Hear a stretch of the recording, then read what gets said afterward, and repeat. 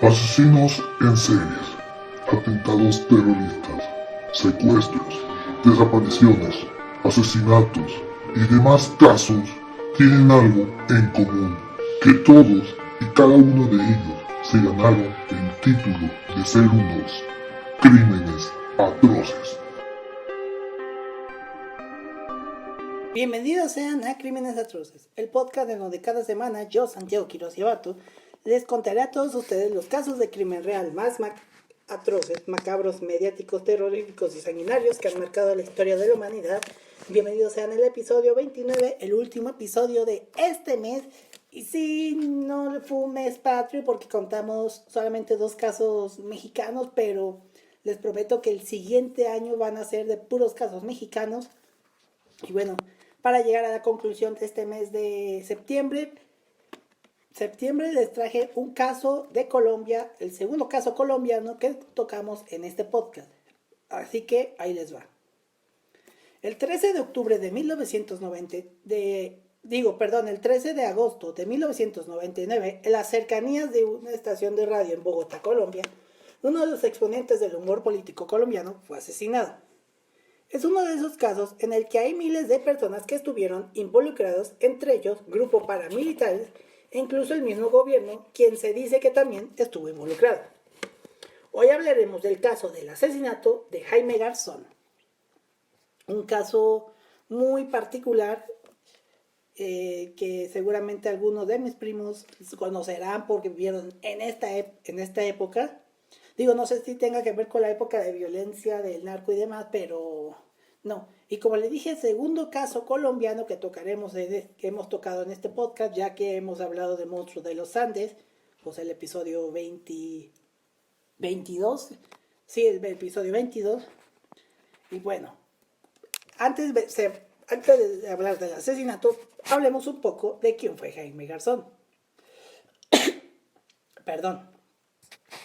Jaime Bernardo Garzón Forero nació el 24 de octubre de 1960 en Bogotá, Colombia. Fue el tercer hijo del matrimonio conformado por Ana Daisy Forero Portella y Félix María Garzón Cubillos. Y sus hermanos eran Jorge Alfredo, quien es caricaturista de El Espectador, y María Soledad o Marisol Garzón Forero, quien es pedagoga, comunicadora y escritora, y publicó los libros Jaime Garzón, mi hermano del alma, y Jaime Garzón, lea pa' que hablemos, número 1. La familia vivieron en el barrio céntrico de Bogotá, en San Diego, en la calle 29 con carrera 5, son calles de Colombia. Tristemente, su padre, Félix, falleció el 23 de septiembre del 68, cuando Jaime tan solo tenía 7 años. Jaime de niño estudió en un seminario donde demostró bastante impertinencia y poco respeto a las autoridades, algo que era característico ya en su vida adulta. Inició en 1975 su carrera de formación pedagógica en la Escuela Normal de Paz, luego estudió licenciatura en Física en la Universidad Pedagógica Nacional, carrera que no concluyó, y posteriormente estudió Derecho en la Universidad Nacional de Colombia y recibió el título póstumo en 1999. Y posteriormente, en 2017, consiguió el honoris causa en Educación por parte de la Universidad Pedagógica Nacional. Aquí hay algo interesante. Según el periodista Álvaro García, en 1978, a los 18 años de edad y antes de ingresar a la universidad, Garzón se unió al Frente José Solano Sepúlveda, que era una red urbana PG del ELN, en donde militó bajo el alias de Heidi. También estaba el periodista Hernando Corral y otros, que después se retiraron y fundaron un grupo de intelectuales llamado El Rotundo Vagabundo. No se conoce que haya participado en alguna vez en combate u otros actos violentos propios de un movimiento guerrillero, que esto es muy común en Colombia.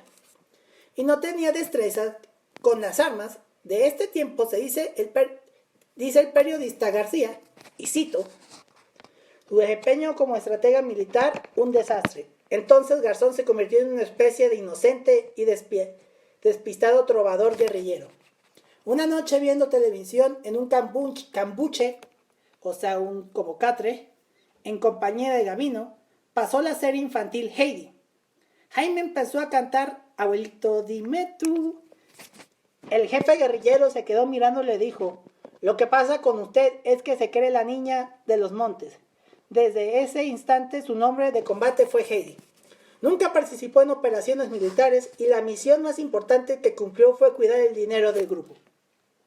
La plata estaba enterrada y su trabajo consistía en sacarla a solear 2 veces al día para evitar que los billetes se pudrieran por la humedad. Durante esas semanas en el monte entendió que el asunto no se resolvía echando plomo. Después de 4 meses se retiró de la guerrilla, dejó claros sus motivos y regresó a su casa en el corazón de su Bogotá. El grupo de intelectuales, el Rotundo Vagabundo, se formó en la Universidad Nacional, en donde en realidad se le dio el apodo de Heidi, ya que silbó un día el tema musical de la serie homónima, descartando el mito de su militancia. Esto fue un mito que lo persiguió hasta su muerte en el 99, pero bueno. Poco tiempo después, Garzón se uniría a la campaña de Andrés Pastrana a la alcaldía mayor de Bogotá, y el 18 de enero del 88 presenció el momento en el que un comandante del cártel de Medellín, liderado por John Jairo Velázquez, alias Popeye, secuestró al candidato en la sede de campaña en Bogotá. Garzón le dijo a sus secuestradores, y cito, llévenme también a mí, ¿no ven que yo soy el jefe de giras? A lo que uno de los captores respondió dándole una patada.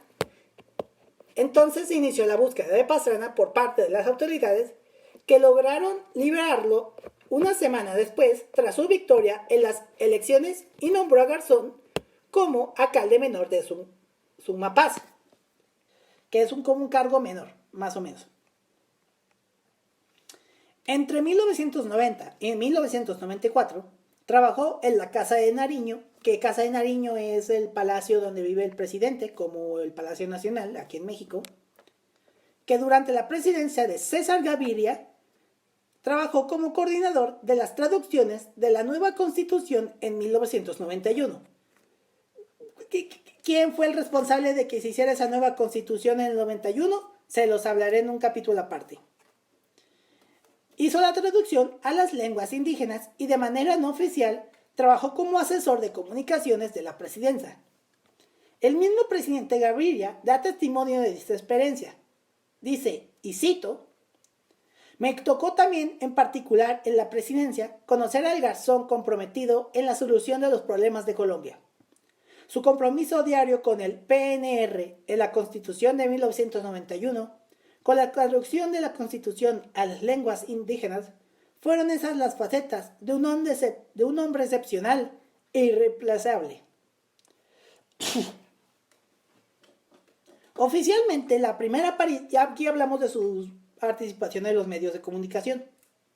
Oficialmente, la primera aparición de Jaime Garzón en los medios de comunicación se dio al ser entrevistado por el Noticiero Nacional a ser uno de los testigos del secuestro de Andrés Pastrana. El 5 de diciembre del 88, cuando era alcalde menor, un periodista del noticiero de las 7 fue a entrevistarlo en Sumapaz, en la que sería su segunda aparición en televisión. Y desde 1990 hasta su muerte en el 99,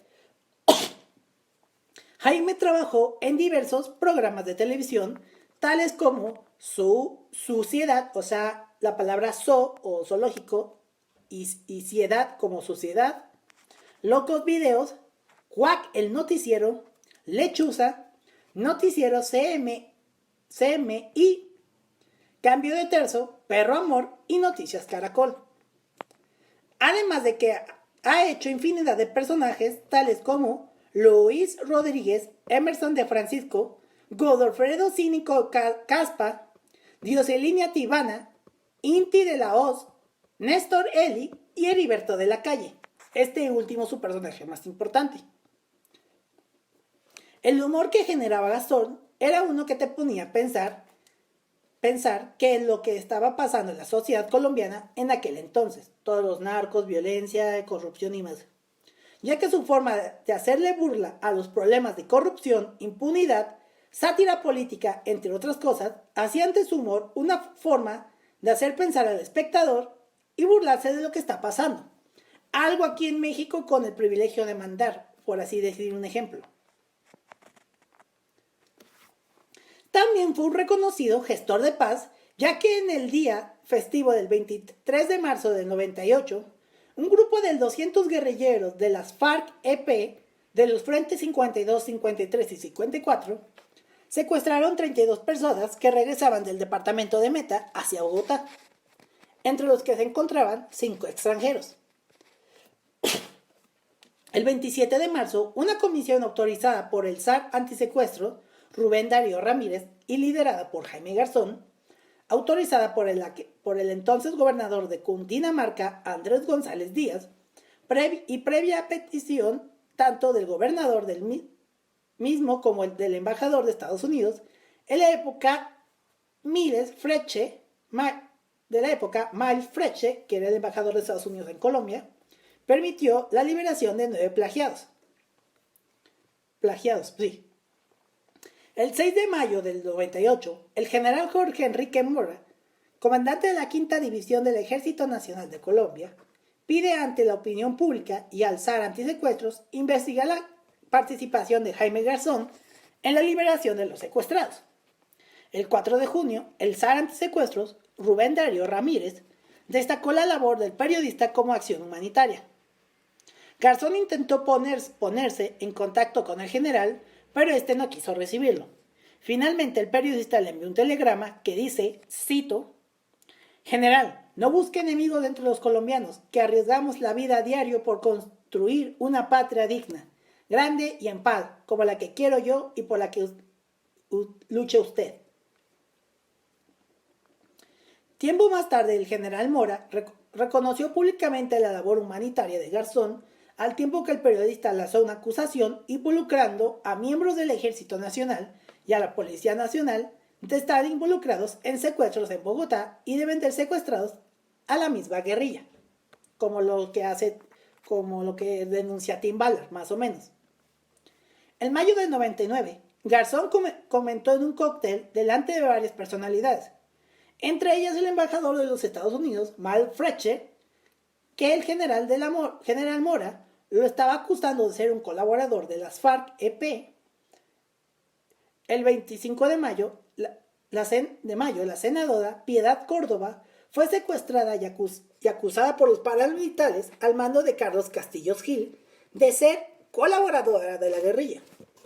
Castaño menciona también a Jaime Garzón, a quien apodó Betún por su personaje de Heriberto de la Calle, porque él se pitaba con Betún, acusándolo de ser intermediario y lucrarse del dinero de las extorsiones de los secuestros organizados por la guerrilla.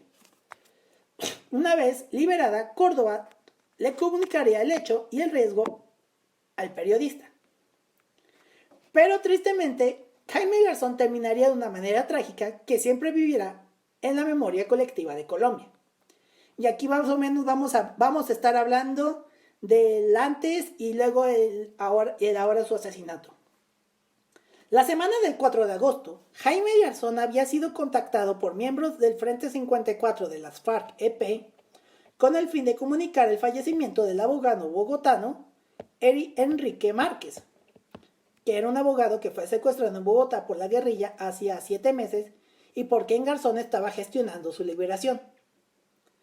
Y gestionar el arreglo de lo concerniente en la entrega de sus restos mortales. El fin de semana del 7 al 8 de agosto del 99, el periodista Garzón estuvo en el municipio de Mariquita, así existe un municipio que se llama Mariquita, no estoy insultando.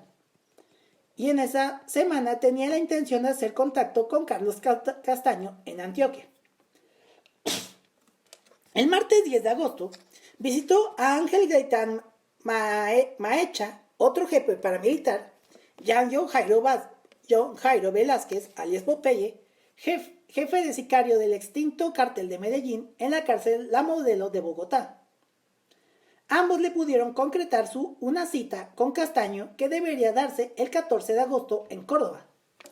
De igual manera, también tenía programado viajar a la cárcel de Itagüí, Antioquia, para reunirse con el jefe de guerrilleros, Francisco Galán, con el propósito de buscar la liberación de los rehenes del avión de Avianca, y en pocas semanas tenía preparado viajar con una comisión de la Cruz Roja hacia Acacias, Meta, a recoger los restos del abogado Enrique Márquez. En la tarde del 12 de agosto del 99, Garzón rindió lo que sería su última entrevista al canal peruano América TV, donde hacía llamado a la paz bajo la frase, cito, cuando se distancien hay que ponerlos a sentar, cuando se pongan bravos otra vez hay que volverlos a sentar, que no se levanten hasta que haya un acuerdo, porque cuando se interrumpen es peor, más muertos, hay que darse la pela por la paz. Ese mismo jueves, Garzón le confesó a su maquilladora, cito, me van a matar, hasta mañana tengo plazo de vida. A las 5:45 de la mañana del viernes 13 de agosto, cuando Garzón se dirigía a los estudios de Radionet en Bogotá, en su camioneta, una Jeep Cherokee color gris, y luego de girar hacia el sur proveniente de la calle 26 a la altura de barrio Quinta Paredes, en la calle 22F con carrera 42B, frente a Corferias, calles de Colombia que poco conocen, y a pocos metros de la estación de radio, se detuvo en un semáforo a la espera que cambiara la luz roja a verde. De luz roja a verde. Entonces fue interceptado por dos individuos que iban en una motocicleta blanca de alto cilindraje con las placas ocultas y después de llamarlo por su nombre, le dispararon 5 veces al periodista, provocando que el periodista acelerara su jeep estrellándolo directamente contra un poste de alumbrado público. Garzón falleció en el acto. Yamid Ahmad, amigo personal del periodista que pasaba por el sitio, presenció la escena junto a Néstor Morales y de inmediato dio a conocer la noticia. Garzón en el momento de su muerte tenía tan solo 38 años de edad. El crimen tuvo una pronta difusión en el país luego de que sus propios colegas de Radionet fueran los primeros en dar la noticia en Colombia. Centenares de personas salieron a las calles para despedirlo y hubo un caos vehicular que se agudizó cuando un puente peatonal ubicado a la altura de la calle 122 con autopista norte colapsó hacia las 4 de la tarde debido al peso y movimientos alternados de 50 personas que esperaban erróneamente el paso fúnebre desde allí. Ahí hubo 3 muertos y 30 heridos. En la noche del viernes del 13 de agosto del 99, día de su asesinato, su colega César Augusto Lodoño, presentador de la sección de deportes de noticiero MCI, en el que Heriberto de la Calle, uno de los personajes del periodista, tenía su sección de entrevista, se despidió con un amargo tenor de su amigo y terminaría su sección con una frase que se haría a conocer en la televisión colombiana. Dijo, y cito, hasta aquí los deportes, país de mierda. Y existe el video, o sea, los pondré en la liga de las notas. Su asesinato se produjo en medio de un exterminio sistemático contra figuras académicas, legalistas y mediáticas reconocidas por su postura de oposición contra el establecimiento y la represión estatal y por su reconocida defensa de los derechos humanos que se dio durante los años 90. Es decir, hubo personas que estaban a favor de los derechos humanos asesinados en ese tiempo en Colombia de los 90. Este es uno de los crímenes más recordados de Colombia, ya que hasta la fecha no se sabe si fueron algún grupo de guerrilleros o el mismo ejército colombiano quienes estuvieron involucrados en el asesinato, como con Paco Stanley. Por eso es que hay coincidencias. A él lo matan en junio y a este en agosto. Coincidencia yo no creo.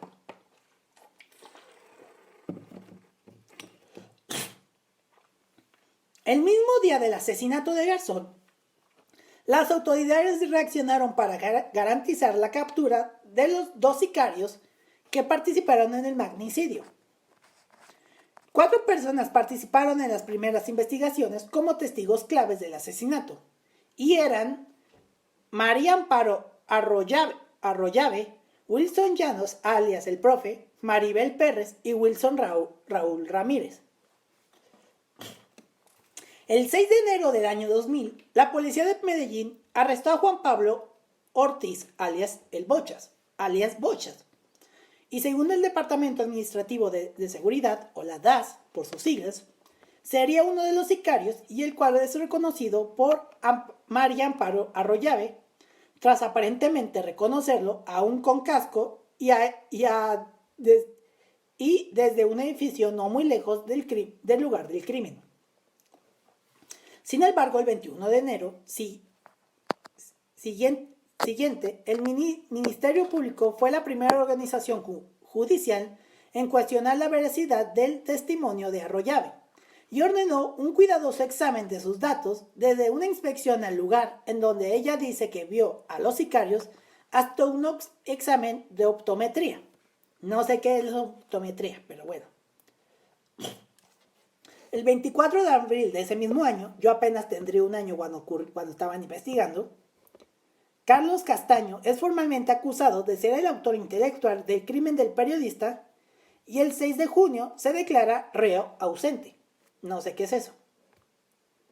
El 24 de septiembre del 2001, la policía arresta a Edilberto Antonio Sierra en el municipio de Belém de Umbría, como otro sicario que conducía la moto en el crimen. El 3 de enero siguiente se hizo oficial el cierre de la investigación y se ignoró la petición de la parte civil de dejarla abierta para realizar pruebas sobre las hipótesis expuestas. En octubre del 2002, Reporteros Sin Fronteras y la red Damocles cuestiona la veracidad de Wilson Llano, quien se presenta como informante del DAS, ya que proporcionó fotos y datos del alias Bocha y Toño y convenció a su novia Maribel Pérez y a su vecino Wilson Raúl Ramírez de hacer declaraciones en contra de los implicados. Asimismo, ambas ONGs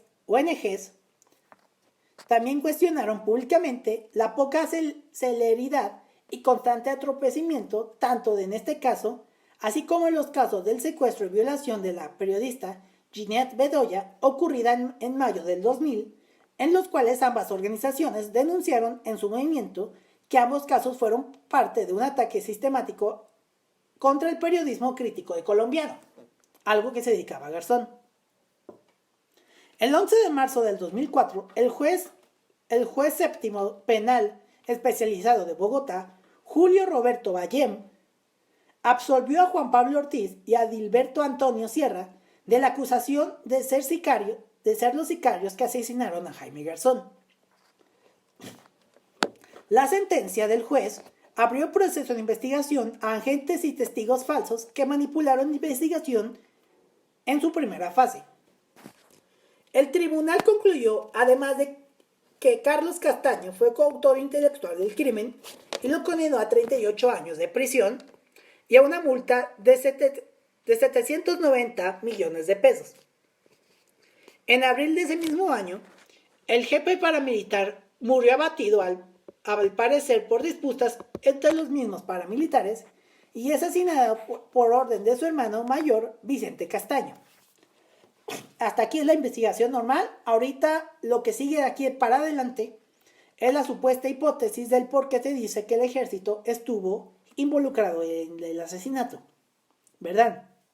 El 19 de agosto del 99, días después de que asesinaran a Garzón, el ministro de Defensa, Luis Fernando Ramírez, y comandantes del Ejército Nacional, hicieron un fuerte pronunciamiento de rechazo a las sugerencias hechas por un columnista de un periódico local que la responsabilidad por el crimen recae en superiores militares. Tal acusación ha sido apoyada por el entonces jefe de redacción del periódico El Tiempo, Francisco Santos Calderón, quien afirmó en una columna escrita el 15 de agosto del 99, 2 días después del crimen de Garzón, afirmando la participación de altos mandos militares en dicho crimen. Las primeras declaraciones que sustentan esta hipótesis fueron dadas por miembros de la banda criminal La Terraza en diciembre del año 2000 durante una entrevista al noticiero local informativo de Antioquia. En dichas declaraciones afirmaron haber perpetrado el crimen por orden expresa del general Jorge Enrique Mora durante una reunión hecha en Valencia, Córdoba, en el cual estuvieron presentes los cabecillas de la banda, Carlos Castaño y el general Mora. Asimismo, también declararon que Carlos Castaño no era el máximo jefe de la AUC, sino un subordinado del general Mora, así como del general Harold Bedoya. La fiscalía determinó que los responsables del asesinato de Garzón fueron Gilmar de Jesús Arboleda Suárez, alias Gilmar, Alexander Lodoño, alias Sáñez San Pedro, Elkin Sánchez Media, alias El Negro Elkin, y Ángela María Jorge Torres, Ángela. Y se concluyó que Lodoño fue el hombre que disparó el arma que causó la muerte de Garzón, y a Gilmar de Jesús Arboleda Suárez como la persona que manejó la motocicleta que fue utilizada para trasladar al homicida. En cuanto a Ángela, la fiscalía determinó que fue la encargada de la logística y el negro Elkin quien lideró el grupo. Este grupo de personas llegó a Bogotá días antes del homicidio de Garzón. Según informe de la fiscalía, fueron recibidos en su casa por el coronel Jorge Eliezer Plazas Acevedo, quien fungía como jefe de inteligencia de la Brigada 18 en Bogotá. El oficial, se supone, los hospedó y les dio directrices para cometer el homicidio. Tanto así que tenían croquis y mapas de los seguimientos que se le hicieron al humorista. O sea, croquis son como estos... Croquis son, digamos, como los planos que puedes obtener de manera pública. Bueno, en estos documentos, según dijo el fiscal Iván Lombana,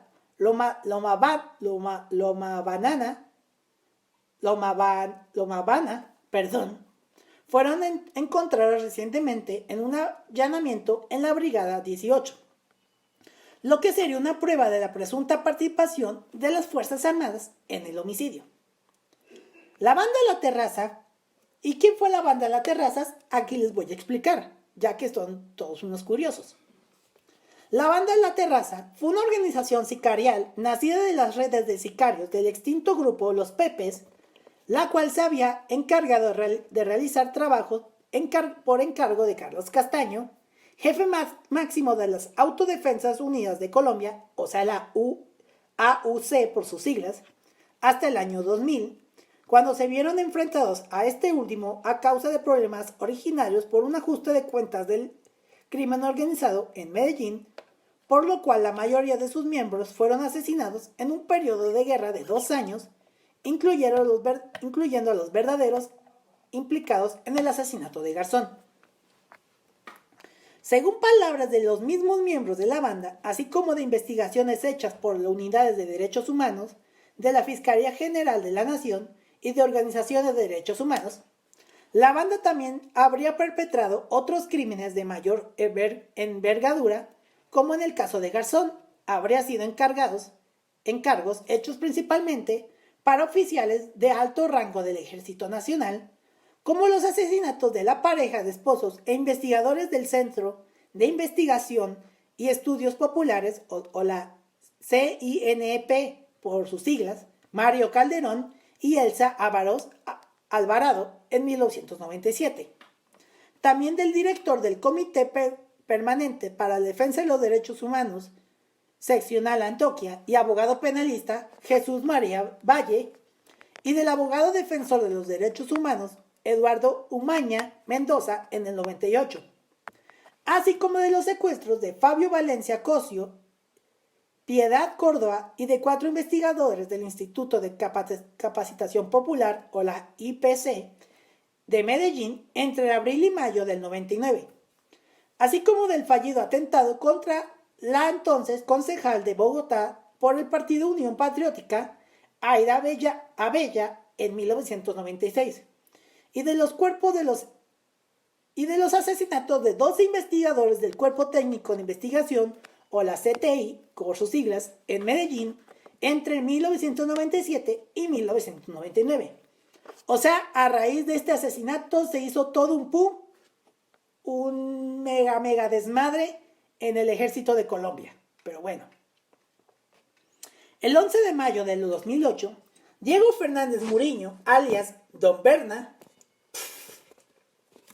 que fue un paramilitar desmovilizado de las Autodefensas Unidas de Colombia, señaló una indagatoria que a Garzón lo habían asesinado miembros de la banda criminal La Terraza, la cual estuvo bajo órdenes del jefe paramilitar Carlos Castaño.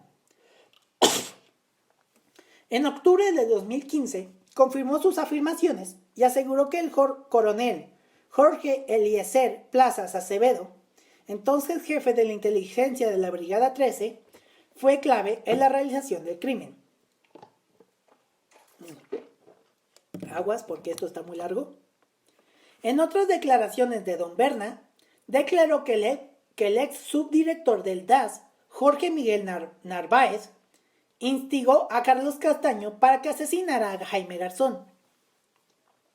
En otras indagatorias, Don Berna declaró además haber presenciado una reunión hecha en septiembre del 99 entre Castaño y Narváez, donde hubo un altercado entre los mismos iniciado por